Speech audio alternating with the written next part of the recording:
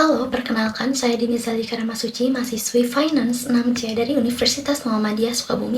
Dalam video pembelajaran kali ini, kita akan membahas topik 11 mata kuliah bisnis internasional, yaitu politik bisnis dan isu lingkungan.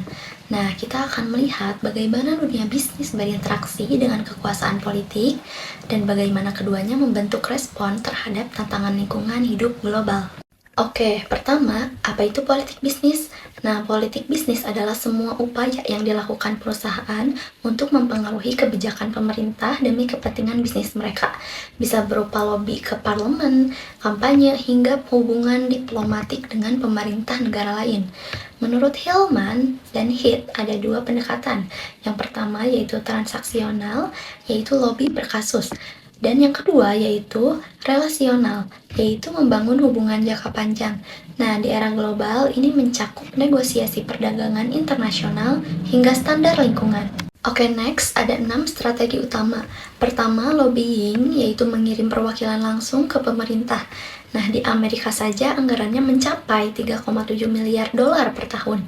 Kedua, kontribusi politik. Ketiga, koalisi industri seperti Kadin dan Apindo di Indonesia.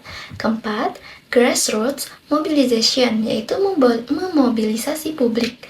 Kelima, revolving door, yaitu merekrut mantan pejabat pemerintah sebagai eksekutif. Dan yang keenam, yaitu corporate diplomacy, yaitu perusahaan multinasional yang membangun hubungan diplomatik langsung dengan negara tujuan investasi. Oke, sekarang kita masuk ke isu lingkungan. Mengapa sih ini penting bagi bisnis?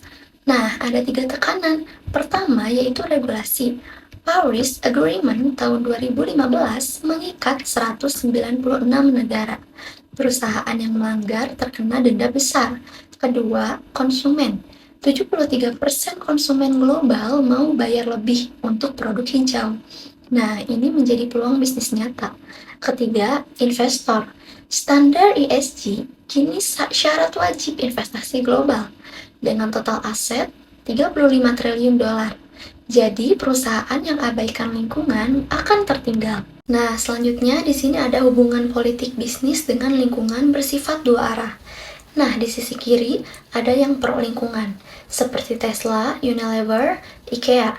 Justru mendorong regulasi lingkungan yang lebih ketat karena menguntungkan bisnis mereka.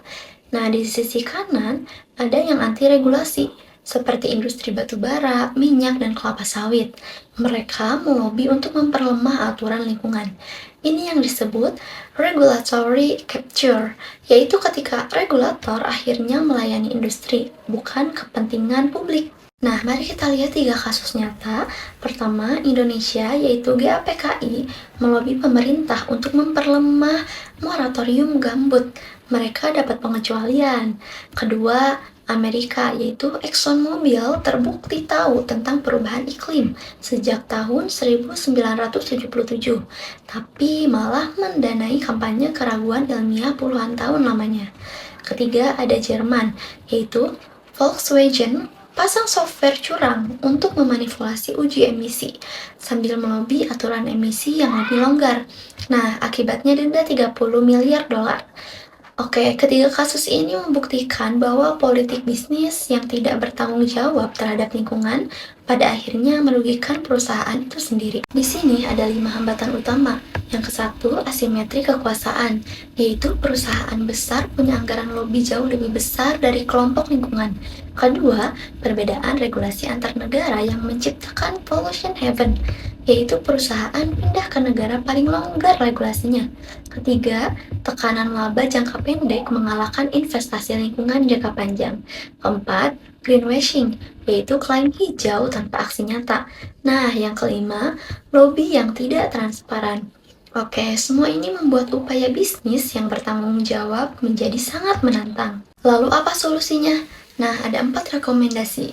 Pertama, transparansi lobby, yaitu seperti sistem di Uni Eropa yang bisa Indonesia adopsi.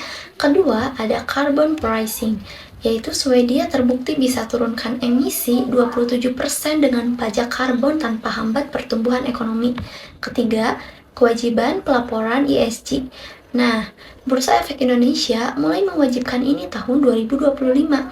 Yang keempat, Kemitraan multi-stakeholder, yaitu UN Global Compact menyatukan lebih dari 20.000 perusahaan dalam komitmen keberlanjutan global. Oke, sebagai mahasiswa finance, ada 4 area aplikasi langsung. Pertama, analisis risiko ESG dalam keputusan investasi dan kredit. Kedua, green finance, yaitu green bond, sustainability like loan, dan pasar karbon. Ketiga, due diligence lingkungan dalam transaksi M&A lintas batas. Nah, yang keempat, country risk analysis, yaitu kualitas tata kelola lingkungan suatu negara mempengaruhi keputusan FDI. Di bagian bawah terlihat evolusi kebijakan lingkungan global dari Stockholm Conference tahun 1972 hingga COP28 Dubai 2023. Sebagai penutup, ada 4 poin penting yang perlu diingat. 1. Politik bisnis adalah realitas yang tidak bisa dihindari, yaitu memahaminya adalah kompetensi kritis. Kedua, isu lingkungan bukan lagi hanya etika. Ini sudah jadi risiko bisnis nyata. 3. Politik bisnis bisa positif maupun negatif bagi lingkungan, tergantung pilihan perusahaan. Nah, keempat, solusinya butuh kolaborasi semua pihak. Oke, di sisi kanan tersedia semua referensi beserta link yang bisa diakses langsung. Terima kasih teman-teman semua sudah menyimak, semoga bermanfaat.